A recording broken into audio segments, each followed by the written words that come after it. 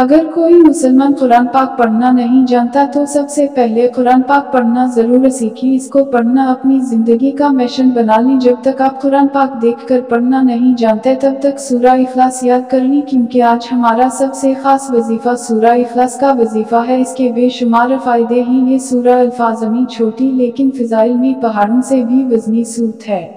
یہ سورت اللہ تعالیٰ کی توحید بیان کرتی ہے۔ اس سورت کو 3 مرتبہ پڑھنے سے ایک قرآن پاک کا ثواب ہوتا ہے۔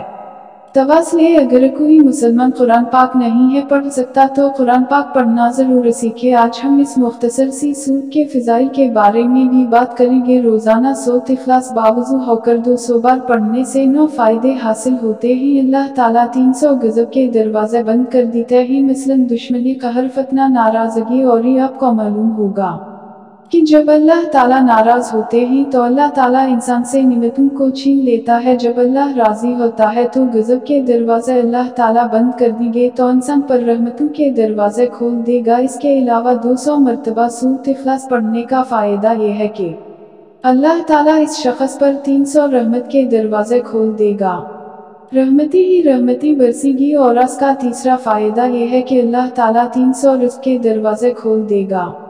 آج کل ہر شخص روزی کی پریشانی، رزق کی پریشانی، نوکری کی پریشانی میں مبتلا ہے، اس لیے روزانہ 200 مرتبہ سورۃ اخلاص باوضو ہو کر پڑھیں۔ اللہ تعالیٰ غیب سے رزق عطا فرمائے گا، ہمیں پتہ بھی نہیں چلے گا اللہ تعالیٰ کہاں سے رزق عطا کر رہا ہے اور کہاں سے اللہ رزق کی بارش برسا رہا ہے۔ اور اس کا چوتھا فائدہ یہ ہے کہ اللہ پاک اپنے علم سے آپ کو علم دیں گے، صبر اور سمجھ بھی دیں گے۔ اس لیے جو طالب علم ہیں، استاد ہیں، ان کے لیے یہ وظیفہ بہت ہی زبردست ہے۔ اور اس کا پانچواں فائدہ یہ ہے کہ 66 مرتبہ قرآن پاک پڑھنے کا ثواب ملے گا۔